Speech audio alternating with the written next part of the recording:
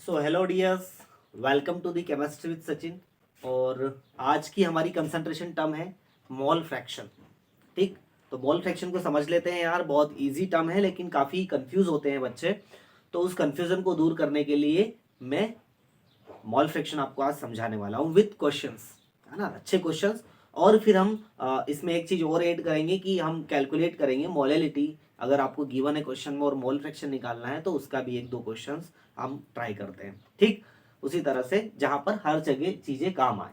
ठीक, तो अगर हम देखते हैं कि नीट एग्जाम हो या जेई एग्जाम हो या कोई सी भी कॉम्पिटिशन एग्जाम हो तो वहाँ पर क्वेश्चंस ऐसे आते हैं कि आपको ऐसी रिलेटेड कंसंट्रेशन टर्म देते हैं जिससे कि आपको उसको कैलकुलेट से उसको और उसको क्या करना होता है, आपको कन्वर्ट करना पड़ता है ना। जैसे कि मोलैलिटी आपको एक दे दी लेकिन आपको चाहिए मोल फ्रैक्शन, तो उसको वहां पर कैसे निकालें। और वहीं पर बच्चे उलझ जाते हैं, इसीलिए न्यूमेरिकल्स होते नहीं है।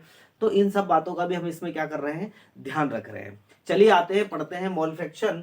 तो मोल फ्रैक्शन नाम से ही समझ में आ रहा है ना। अगर मैं हिंदी की बात करूं तो हिंदी में इसे मोल प्रभाज कहते हैं। ठीक, मोल प्रभाज। ठीक, डेफिनेशन से शुरू करें लेकिन इसके पहले आपको इसका एक आइडिया दे देता हूं मैं छोटा सा। कि सपोज हमारे पास कोई सॉल्यूशन है। ठीक, ये हमारे पास क्या है, सॉल्यूशन है।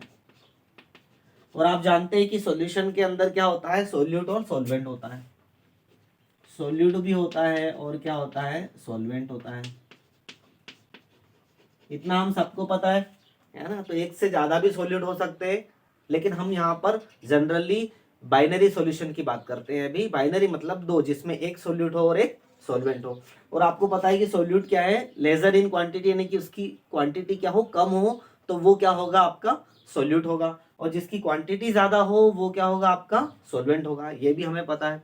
तो कुछ नहीं करना है, सॉल्यूट के नंबर ऑफ मोल्स, यदि हमें मोल फ्रैक्शन सॉल्यूट का चाहिए तो ऊपर सॉल्यूट के मोल रखेंगे और नीचे टोटल नंबर ऑफ मोल्स रख देंगे। अगर सॉल्वेंट का मोल चाहिए, हमें मोल फ्रैक्शन चाहिए, तो हम ऊपर क्या रखेंगे, सॉल्वेंट के मोल रखेंगे और नीचे टोटल नंबर ऑफ मोल्स रखते हैं।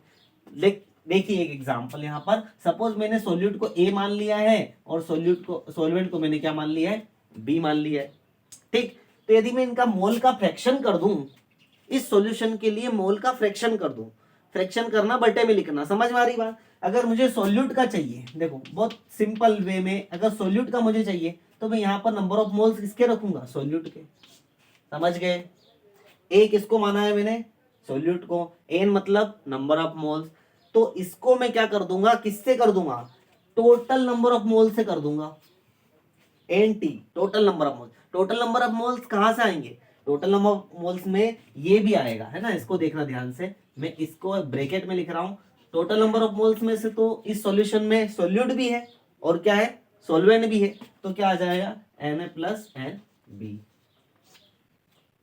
क्लियर है। एन टी की जगह हमारे N A plus N B. क्यों, कैसे लिखा मैंने, सोल्यूट और सोलवेंट दोनों को मोल्स को मिलाकर हम क्या करते हैं, टोटल नंबर ऑफ मोल्स निकाल। ऐसे ही यदि हमें सोलवेंट का मोल फ्रैक्शन निकालना है, सोलवेंट का मोल फ्रैक्शन निकालना है तो क्या रखेंगे बेटा, बताओ। ऊपर क्या रखेंगे, सोलवेंट का मोल। एन ए यहां पर सोल्यूट का रखा था, ऐसे ही एन बी हम यहां पर क्या रखेंगे, सोलवेंट। और टोटल नंबर ऑफ मोल्स नीचे कर दो, ये निकल गया। कितना आसान है ना। जब अब इसकी डेफिनेशन की बात करते हैं तो आ जाइए डेफिनेशन लिख लेते हैं। ये आ गया आपको समझ में, आ गया। चलिए ओके, बढ़िया। चल ठीक, आ जाओ। तो mole fraction it is also concentration term है ये एक तरह से। It is the number of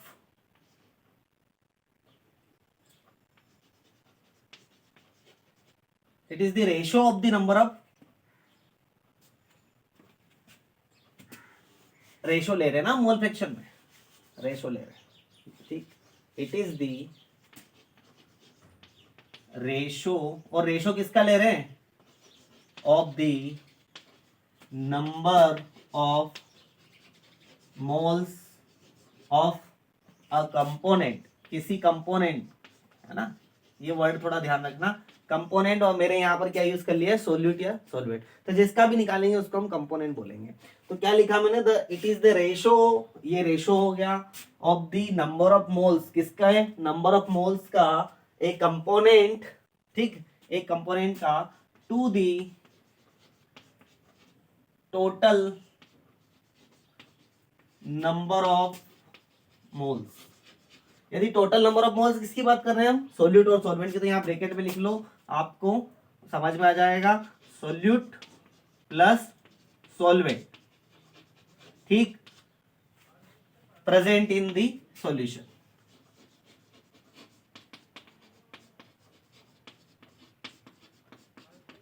तो सॉल्यूशन में प्रेजेंट है ना, सोल्यूट और solvent total number of moles में, यही कर रहा है हमने रेशो। किन किन का रेशो लिया है, अगर सोल्यूट कंपोनेंट को निकालना है मोल फ्रैक्शन, तो हमें ऊपर नंबर ऑफ मोल्स किसका रखना पड़ेगा, सोल्यूट का, सॉल्वेंट का, और total number of moles. I hope आपको समझ में आ गया होगा, और ये डेफिनेशन भी आपको समझ आ गई। It is the ratio of the number of moles of A component, किसी एक कंपोनेंट के नंबर ऑफ मोल्स का ratio two the total number of moles present in the solution. ऊपर ये रखना है, नीचे टोटल नंबर ऑफ मोल्स, ठीक। चलिए अब आगे आ जाते हैं, it is also present represent, है ना, तो इसको रिप्रेजेंट कैसे करते हैं, इसको रिप्रेजेंट करते हैं काई से। काई कैसे लिखा जाता है, ऐसे थोड़ा मोड़ दिया करो इसको, ठीक, और ये एक सीधा डंडा, समझ आ गया, इसको हम क्या बोलते हैं, यहाँ पर लिख भी देता हूं मैं, काई, काई से रिप्रेजेंट करते हैं बच्चा, ठीक। और क्या है ये टेम्परेचर इंडिपेंडेंट टर्म है, जैसे मैंने बताया भी था आपको, टेम्परेचर इंडिपेंडेंट। और कौन सी टर्म है टेम्परेचर इंडिपेंडेंट, मोलेलिटी, ठीक, ये एक टेम्परेचर इंडिपेंडेंट टर्म है। और एक और ये एक यूनिटलेस क्वांटिटी भी है ना, ये बात और ध्यान रखना है इसमें, और एक और ऐड कर लेना, यूनिटलेस क्वांटिटी है, यूनिटलेस टर्म है ना, ऐसा समझ लो। क्योंकि हम जब नंबर ऑफ मोल्स का फ्रैक्शन करेंगे तो कोई यूनिट नहीं होगी, जैसे मोलेलिटी में यूनिट होती है मोल पर केजी, है ना, मोलेलिटी में होती है मोल पर लीटर, ऐसा यहाँ पर कोई यूनिट नहीं है, यूनिटलेस टर्म है। और भी बड़ा मजा आता है यहाँ पर, है ना, इसको रखने में, तो काफी जगह यूज किया जाता है मोल फ्रैक्शन का। आप देखेंगे रॉल्स लॉ ने भी, रॉल्स जो है साइंटिस्ट, आप देखेंगे सॉल्यूशन वाले चैप्टर में, तो उसने क्या यूज किया है, यहाँ पर मोल फ्रैक्शन यूज किया है ना, और हेनरी ने भी मोल फ्रैक्शन यूज किया है, हेनरी है, ठीक। तो ये ध्यान रख लेना, काई समझ में आ गया आपको। चलिए अगर हमारे पास दो ही कंपोनेंट है तो हम किस तरह से इसको लिखेंगे, ये थोड़ा सा ध्यान रख लेना कि हमारे पास दो ही, वैसे तो मैंने करवा दिया है, लेकिन अगर हमारे पास दो ही कंपोनेंट है, कंपोनेंट ए और कंपोनेंट बी, तो कंपोनेंट ए के लिए हम किस तरह से निकालेंगे और किस तरह से लिखेंगे, तो कंपोनेंट ए के लिए हम लिखेंगे mole fraction A is equal to number of moles of A upon number of moles of A plus number of moles of B. यहाँ पर दो ही सॉल्यूशन है बाइनरी, इसलिए मैंने एन ए एन बी लिया है, तीन होते थे N A N B N C, N A N B N D, किसी का भी निकालना हो हमें, ठीक। और बी के लिए आई बी, मतलब मोल फ्रैक्शन बी, ऊपर क्या रख देंगे हम, बी, बस इतना सा डिफरेंस है, ठीक है, बाकी टोटल नंबर ऑफ मोल्स तो दोनों में सेम है। और भी यदि हम इसको आसान करते हैं तो मैं आपको एक आसान बता देता हूं, यहाँ पर बहुत अच्छी चीज जो आपको ध्यान में रखनी है, हमेशा the sum of mole fraction of solute and solvent is always unity. कितनी बढ़िया बात बता दी मैंने आपको। ये क्वेश्चन जब हम सोल्व करेंगे तो जल्दी करने के लिए, इजी करने के लिए, फटाफट करने के लिए इसको ध्यान रखना होगा, क्योंकि यदि आपको इन दोनों में से एक भी क्वांटिटी का यदि आपको पता है, ऐसे दे देता है बहुत बार क्वेश्चन कि चलो मोल फ्रैक्शन ए ये है, तो बताओ मोल फ्रैक्शन बी क्या होगा, है ना, कोई सा भी नाम लेकर, तो आपको बहुत ईजी चला जाएगा। तो मैं बता देता हूँ, अगर आपके पास ए है तो आप एक्स भी निकाल काई भी निकाल सकते हैं, मोल फ्रैक्शन निकाल सकते हैं 1, इसको आप क्या कर दो माइनस। और ऐसा इसी में भी नहीं है, अगर आपको एक्स ए भी निकालना है, काई ए भी निकालना है, तो 1 माइनस एक्स भी कर दो। तो आपको पूरा पूरा सोल्व करने की जरूरत नहीं है, यदि एक आ जाता है तो उसको दूसरे को 1 में से माइनस कर दो, तो ऑटोमेटिकली आपका क्या हो, निकल जाएगा। इन फॉर्मूले को ध्यान रखना, काफी आपकी मदद करेंगे, काफी मदद करेंगे, ठीक है। इतनी बात समझ में आ गई, तो ये आपकी बेसिक चीजें हो गई है मोल फ्रैक्शन में, कि भाई इतनी चीजें हमें याद रहनी चाहिए, ठीक, आ गया बात समझ में? चलिए, अब यहाँ पर मैं छोटी छोटी दो टर्म और आपको सिखा देता हूं, इसको बोलते हैं मास फ्रैक्शन और वॉल्यूम फ्रैक्शन। इसको ध्यान रखना, ठीक। मास फ्रैक्शन और volume fraction. Mass fraction, mass fraction क्या होता है, जैसे मैंने आपको बताया यहाँ पर मोल फ्रैक्शन, तो हमने मोल लिए यहाँ पर, वहां पर आप क्या ले लेंगे, मास ले लेंगे। ओके, तो यहाँ पर आप क्या ले लेंगे, वेट ले लेंगे, और यहाँ पर क्या हो जाएगा, टोटल वेट ले लेंगे, या वेट यहाँ पर हम क्या लेते हैं, 100 लेते हैं, वेट बाय वेट परसेंट। और यदि हम मास, यहाँ भी मास है, ऊपर ये टोटल नंबर ऑफ मास है, और इसमें यदि हम 100 का मल्टीप्लाई कर देते हैं तो ये क्या बन जाता है, weight by weight percent. Clear है? Mass fraction, mole fraction, fraction का मतलब है ऊपर भी मास रखा, नीचे भी मास रखा। देखो, ऊपर किसी भी कंपोनेंट का एक का मास रखा, नीचे 100 रखा, तो हमारे पास वेट बाय वेट परसेंटेज आ गया। सिमिलरली वॉल्यूम फ्रैक्शन भी ऐसा ही होता है। ये तो मैंने अलग बताया आपको 100 करके, लेकिन ये मास वही है ना, ध्यान रखना है इसको। मास फ्रैक्शन मतलब अगर यहाँ पर मैं लिखूं तो वेट किसी भी कंपोनेंट का upon total weight. Clear? Volume fraction की यदि हम बात करते हैं तो यहाँ भी क्या आ जाएगा, वॉल्यूम आ जाएगा, जिसका भी निकालना है आपको, और नीचे 100 अब इंटू 100, तो यहाँ पर वॉल्यूम बाय वॉल्यूम परसेंटेज। अब हमने समझना थोड़ी बात को, वेट बाय वेट परसेंटेज और वॉल्यूम बाय वॉल्यूम परसेंटेज, ये भी एक तरह की कंसंट्रेशन टर्म है, इनको भी यूज किया जाता है। तो इनको मैंने कैसे निकाला, मास फ्रैक्शन और वॉल्यूम फ्रैक्शन। मुझे यहाँ क्यों बताने की जरूरत पड़ी, दोनों बहुत सिंपल चीज है। जैसा हमने मोल का फ्रैक्शन लिया और उसको हमने मोल फ्रैक्शन बोला, वैसे यदि हम किसी भी सॉल्यूशन में, यदि हम सोल्यूट है, सॉल्वेंट है, यदि उसके मास का फ्रैक्शन लेंगे, मतलब उसके मास किसी एक कंपोनेंट का ऊपर रखेंगे, नीचे रखेंगे, तो यहाँ पर क्या होगा, मास फ्रैक्शन हो जाएगा। किसी भी सॉल्यूशन में यदि वॉल्यूम है, यानी कि लिक्विड है वो, तो उसका अगर वॉल्यूम फ्रैक्शन हमें निकालना हो तो आप समझ जाइएगा, किसी भी कंपोनेंट का निकालना हो कि भैया इसका वॉल्यूम फ्रैक्शन बताइए, है ना। तो कंपोनेंट मतलब मैं बोल रहा हूँ, कभी आपको सॉल्यूट का निकालना होगा, कभी आपको सॉल्वेंट का निकालना होगा। तो इतना करिए, इसके बाद अब इसका स्क्रीनशॉट लीजिए, फिर हम क्वेश्चन करते हैं इसके।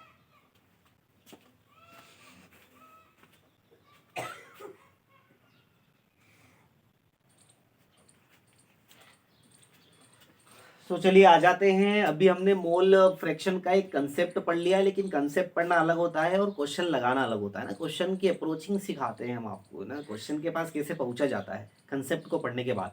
चलिए क्वेश्चन आ जाते हैं। बहुत सिंपल सा क्वेश्चन लिया है, क्योंकि थोड़ी सी अंडरस्टैंडिंग हमारी हो जाए, उसके बाद हम इस पर आगे बढ़ते हैं। एक क्वेश्चन और भी करेंगे इस पर, थोड़ा सा डिफिकल्ट वाला, है ना। डिफिकल्ट कुछ भी नहीं होता, लेकिन अभी आप नहीं सीखते हो तो वो डिफिकल्ट हो जाती है आपकी चीजें। चलिए, बहुत सिंपल चीज, ए solution is prepared by adding 60 ग्राम, यहाँ ध्यान रखना है 60 ग्राम आपने क्या लिया है, मिथाइल एल्कोहल। क्या लिया है, मिथाइल एल्कोहल। मिथाइल एल्कोहल थोड़ी सी नॉलेज होनी चाहिए, मिथाइल एल्कोहल मतलब मिथेनॉल, ठीक। और इसका फॉर्मूला क्या होता है, CH3OH to 120 gram of water. मतलब हमारे पास सॉल्यूशन बन चुका है। इधर देखो ध्यान से कि हमने जो 120 ग्राम वाटर में हमने क्या मिला दिया है, 60 ग्राम क्या मिला दिया है, मिथेनॉल, CH3OH, और यहाँ पर ये वाटर, और हमारा क्या हो गया, सॉल्यूशन प्रिपेयर हो गया। अब देखो कम क्वांटिटी में कौन है, मेथेनॉल, तो ऑब्वियसली बात है सोल्यूट क्या है, मेथेनॉल है, और सॉल्वेंट क्या है यहाँ पर, वाटर। चलिए निकालते हैं। मोल फ्रैक्शन निकालना है, दोनों का निकालना है, मेथेनॉल का। तो यहाँ पर मैं लिख लेता हूँ कि भैया ये मेथेनॉल का हमें निकालना है। तो मिथेनॉल का निकालने के लिए मुझे क्या चाहिएगा, नंबर ऑफ मोल्स किसके चाहिए, मिथेनॉल के चाहिए, ठीक। और अपॉन में क्या चाहिएगा, मिथेनॉल के भी चाहिएंगे, मिथेनॉल के तो हम निकाल लेंगे। और क्या चाहिएगा, प्लस एन किसके चाहिएंगे, वाटर के चाहिएंगे, क्योंकि वाटर यहाँ पर क्या है, सॉल्वेंट है दोनों। तो फार्मूले से हमें समझ में आया कि हमें मिथेनॉल का अगर चाहिए तो नंबर ऑफ मोल्स मिथेनॉल के चाहिएंगे, यहाँ number of moles methanol plus number of moles water. मतलब हमारे पास दो चीज चाहिए, मिथेनॉल के नंबर ऑफ मोल्स और वाटर के नंबर ऑफ मोल्स। हमारे पास है क्या क्वेश्चन में, नहीं है, मोल्स नहीं है, लेकिन हिंट क्या है हमारे पास, ग्राम है। तो आपको पता है नंबर ऑफ मोल्स कैसे निकालते हैं, तो नंबर ऑफ मोल्स निकालते हैं वेट अपॉन मोलर मास। तो कितनी बढ़िया बात है, इसको इस फॉर्मूले से हम निकाल लेते हैं कि अगर मिथेनॉल का निकालना है हमें, CH3OH का निकालना है, तो हमारे पास वेट कितना गिवन है, 60 ग्राम। और यदि इसका मोलिकुलर वेट निकालते हैं अपन, तो इसका फार्मूला है CH3, यहाँ निकाल लेते हैं, यहाँ पर निकाल लेते हैं। चलो CH3OH, हाइड्रोजन कितने हो गए, 2 हो गए, सॉरी 4 हो गए, ऑक्सीजन का 16, और ये हो गया 12, कार्बन का क्या हो जाता है 12, 12 और 4 16, 16 और 16 क्या हो गए 32, तो यहाँ पर इसका क्या हो गया 32। ठीक, इससे आ जाएगा हमारा नंबर ऑफ मोल्स मेथेनॉल। अब नंबर ऑफ मोल्स क्या निकालना है आपको, वाटर निकालने हैं, नंबर ऑफ मोल्स वाटर निकालने हैं। वाटर का गिवन कितना दे रखा है 120 अपॉन 18, तो भी क्या आ जाएगा इसका, यहाँ पर मैं कैलकुलेशन करके बता देता हूँ, आप कैलकुलेट कर लो तो भी अच्छी बात है। मैं आपको बता देता हूँ, यहाँ पर आएगा 1.87675, 1.875 और यहाँ पर आएगा 6.667। ठीक, यहां तक ही कर रहा था आपको, अब तो आप समझदार हो क्योंकि आपके पास मोल्स ये भी मिल गए ये भी मिल गए। यहां रखोगे किसका, यदि मिथेनॉल का निकालना है बच्चे तो क्या रखोगे आप 1.875 अपॉन इन दोनों का क्या कर दो प्लस कर दो, 7 5 12, 7 6 13 और एक 14 का 4, 8 6 14 और 15 का 5, 6 7 और एक 8, तो यहाँ पर टोटल नंबर क्या आ जाएंगे 8.542। यदि इसको हम कैलकुलेट करेंगे तो हमारे पास आएगा 0.220। अब मेरा पढ़ाने का ये मतलब है कि ये तो आपका मिथेनॉल का आ गया मोल फ्रैक्शन। ठीक, क्लियर है, ये किसका आ गया आपके पास मिथेनॉल का। अब आप क्या करने वाले हैं, अब वापस ऐसे ही निकालोगे क्या, ऐसे ही निकालोगे इसका कि ऊपर क्या रखोगे 6.667, किसका निकाल रहे हैं वाटर का, नहीं निकालोगे ऐसे, फिर कैसे निकालोगे 8.542। अरे भाई इसमें ना टाइम जाएगा आपको कैलकुलेट करने के लिए, तो ये वाला इस तरह से नहीं निकालना है। कैसे निकालोगे, ये रहा फार्मूला 1 माइनस एक्स से एक्स भी आ जाएगा, यानी कि यदि हम 1 माइनस 0.220 करते हैं तो हमारे पास क्या आ जाएगा, ऑलरेडी क्या आ जाएगा मोल फ्रैक्शन ऑफ वाटर आ जाएगा। देखो 1.220 यदि आप करोगे तो क्या आएगा यहाँ पर आपका 0.780 बच्चे, ये मोल फ्रैक्शन क्या आ जाएगा इसका, ये वाटर का आ जाएगा और ये मिथेनॉल का जाएगा। और आप चेक भी कर सकते हो कि मोल फ्रैक्शन सही आ रहा है कि गलत आ रहा है, तो बच्चों दोनों को जोड़ दीजिए, आप दोनों को ऐड कर देंगे तो क्या आएगा यूनिटी 1 आएगा। अगर 1 आ रहा है तो आप जानिए कि आपने सही किया है। तो चलिए, आपको कितना सिंपल सा क्वेश्चन है, एक क्वेश्चन और लेते हैं इसके बाद, आप इसका स्क्रीनशॉट ले लीजिएगा, एक क्वेश्चन और लेते हैं इसके बाद और समझते हैं हम चीजें।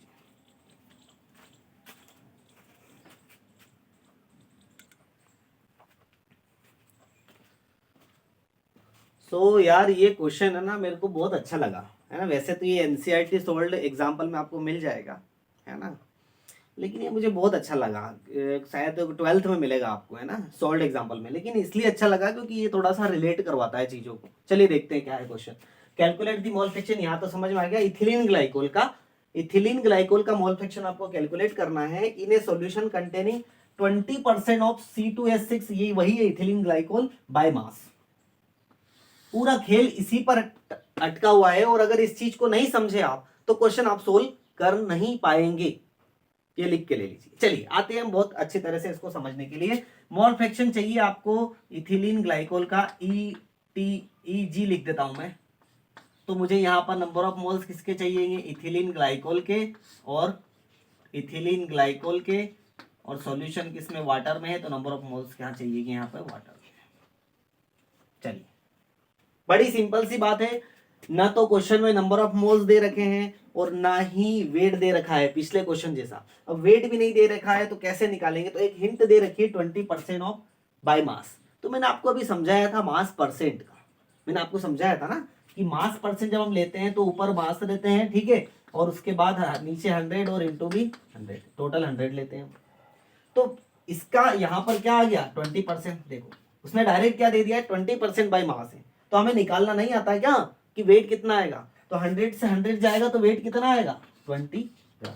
यानी कि याद रखना जब भी बाय मास 20% दे रखे, 20% बाय मास मतलब क्या है वो 20 ग्राम है, और जब 20 ग्राम इथिलीन ग्लाइकोल है तो आप देखिएगा सोलवेंट का कैसे निकालेंगे हम मास, क्योंकि सोलवेंट का भी क्या निकालना है आपको, नंबर ऑफ मोल चाहिए ना, तो इसका भी वेट क्या आएगा, वेट ऑफ सोलवेंट क्या आने वाला है 100, टोटल क्या मानते हैं हम बाय मास में टोटल क्या मानते हैं हम, 100 ग्राम मानते हैं ना, टोटल वॉल्यूम कुछ भी हो 100 मानते हैं, 100 माइनस क्या हो जाएगा 20, तो यहाँ पर कितना आ जाएगा 80 ग्राम। ये बात समझ आई, यहीं पर खेल है पूरा का पूरा कि भाई 20% बाय मास का मतलब क्या है 20 ग्राम। 30 लिख देगा, 40 लिख देगा, कुछ भी लिख देगा, आपको समझना है क्या, जितना दे रखा है परसेंट बाय मास में वो ग्राम है, और उसको 100 में से माइनस कर दो तो बाकी का जो दूसरा कंपोनेंट है सॉल्वेंट है उसका आपके पास क्या आ जाएगा, ग्राम आ जाएगा। तो वेट हमारे पास आ गया, हम बहुत खुश हो गए, ठीक। लेकिन हमें क्या चाहिए, नंबर ऑफ मोल्स चाहिए। तो नंबर ऑफ मोल्स कैसे निकलेंगे, वेट तो आ गया हमारे पास इथिलीन ग्लाइकोल का, इथिलीन ग्लाइकोल, ये ध्यान रखना। तो वेट आ गया हमारे पास 20 ग्राम, लेकिन इसका मोलिकुलर वेट निकाल लेंगे यार, फॉर्मूला दे रखा है ना, कार्बन 2 है ना, C2 है, तो बार दो ना 24, हाइड्रोजन 6 है, ऑक्सीजन 32 है, 24 6 32 और 32 6 4 10 62, 32 और 30 62, ओके आ गया। तो यहाँ 62 लिख देंगे, नंबर ऑफ मोल्स निकाल लो इसके। अब नंबर ऑफ मोल्स किसके निकाल रहे, वाटर के निकाल रहे हैं। वाटर का वेट कैसे आया, समझ आया, 80 बाई यहाँ पर क्या लिख देंगे आप 18, ये तो पता है ना वाटर का मोलिकुलर वेट। तो बस इन दोनों का अगर मैं कैलकुलेशन करूं तो यहाँ पर एक का आएगा आपके पास 0.322 और यहाँ पर आएगा 4.444। बस आ गया ना आपके पास।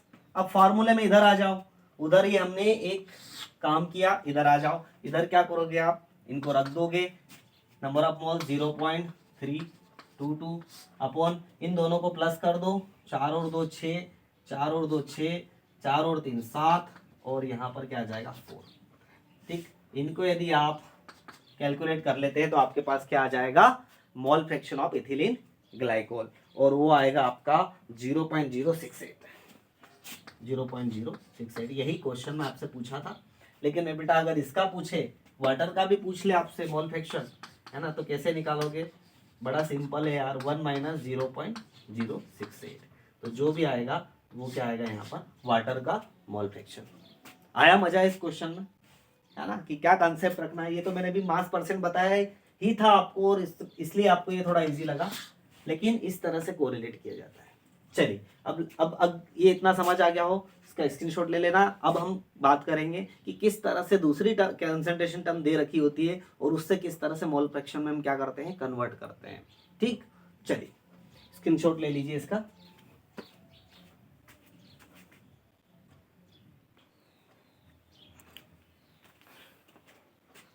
मोल फ्रैक्शन से रिलेटेड इसी में कुछ कंसेप्ट है जो काफी प्यारे प्यारे क्वेश्चन आते हैं, छोटे छोटे, जो आप नहीं कर पाते हैं, और ये क्वेश्चन के अंदर भी इमर्ज होते हैं, ठीक, लेकिन वो भी हमें समझ नहीं आता। तो हम यहाँ पर अभी सीख रहे हैं सिर्फ calculating mole fraction from molarity. Molarity given है और उससे हमें क्या निकालना है, मोल फ्रैक्शन निकालना है। ये चीज तो समझ आ गई ना आपको क्वेश्चन में, what is the mole fraction of the solute.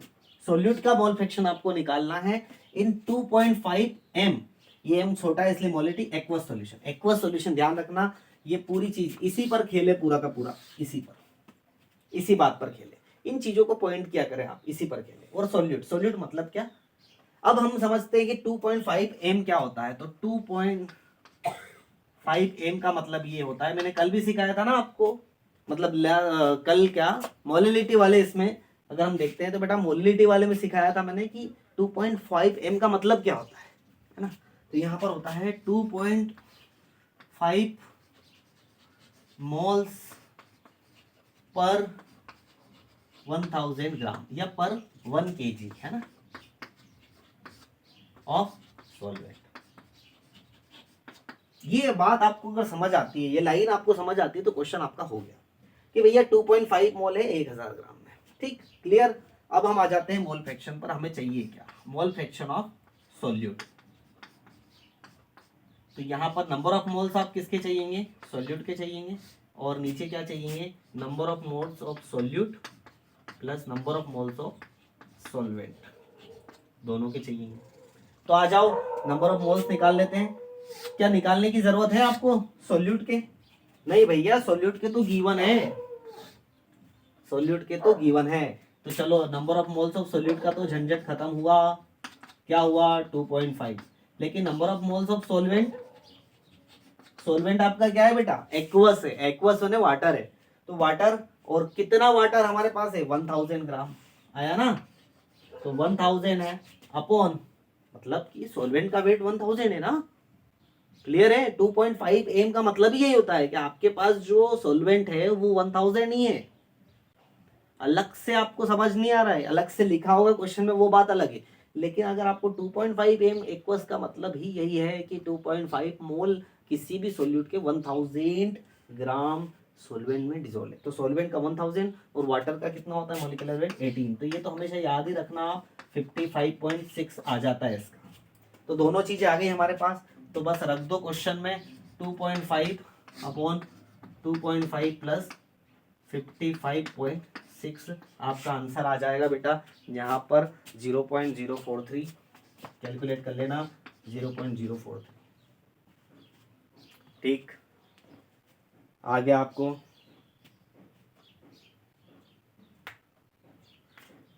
है ना। और अब मैं आपको एक क्वेश्चन दे देता हूं यहाँ पर, आप किस तरह से इसको सोल्व करेंगे और कमेंट में इसका आंसर लिखिएगा आप, है ना। यहाँ पर मैंने 2.5 लिख रखा है, अगर मैं इसको 4.5 कर दूं, सिर्फ क्या चेंज कर दिया मैंने, 4.5 एम एक्वस सॉल्यूशन, तो आप इसका आंसर मुझे करके बताइएगा कि क्या आंसर आएगा किसी भी सॉल्यूट का मोल फ्रैक्शन का। क्या चेंज करना है, सिर्फ अगला क्वेश्चन में यहाँ पर 2.5 की जगह मैंने 4.5 कर दिया, आप समझ ही गए होंगे कि 4.5 कहाँ लिखना है और कैसे कैलकुलेट करना है। तो इसी तरह से समझने के लिए कंसेप्ट को देखते रहिए आप केमिस्ट्री विद सचिन को, और कंसंट्रेशन टर्म वाली प्लेलिस्ट में आपको मिलेगी और भी कंसंट्रेशन टर्म, जैसे मोलरिटी हो गई, मोलिलिटी हो गई, ये हमारा मोल फ्रैक्शन है, ठीक। इस तरह से आप आगे बढ़ते हैं, देखते हैं, और आपको आई होप समझ में आया होगा ये पूरा कंसेप्ट और इससे रिलेटेड क्वेश्चंस। अब ऐसा ही नहीं है कि यहीं पर ही आपका सब चीज़ें समाप्त हो जाती हैं, काफ़ी वेराइटीज़ ऑफ क्वेश्चंस हैं, तो मैं यही कहूँगा आपको कि ये एक बेसिक्स को लेकर आप वेराइटीज़ ऑफ क्वेश्चंस को लगाना स्टार्ट करें। मेरा ये मतलब है कि आपको कंसेप्ट अच्छे से समझ में आ गया, आपने क्वेश्चंस भी लगा लिए अच्छी वेराइटीज़ वाले, तो और भी आप क्वेश्चंस बुक्स के थ्रू या कहीं भी आप जो भी आपके पास है PDF वगैरह उसके थ्रू लगाना जरूरी चाहिए आपको, ठीक। और अपने ही आप थोड़ा सोचना कि यार इस कंसंट्रेशन टर्म से इसको अगर मैं कैलकुलेट करूँ, तो देखिए पैनिक ना होके ऑटोमेटिकली आप क्या कर पाएंगे, इनको एक दिन ऐसा आएगा कि आपको इतना भी सोचना नहीं पड़ेगा, ये मेरा अनुभव है, ठीक। ठीक, अगर आप आगे सोच लेते तो आपको पीछे सोचना नहीं पड़ेगा, तो आगे सोचते रहिए इसको कंसेप्ट को, और उसी दिन कीजिए जिस दिन आप ये काम करते हैं। So thank you so much for watching, और जिसे भी केमिस्ट्री में कुछ प्रॉब्लम आ रही हो, है ना, तो वो उस बच्चे को शेयर कीजिए, अपने दोस्तों को शेयर कीजिए। सो बाय बाय गाइस, मिलते हैं अगले लेक्चर में, ठीक, थैंक यू।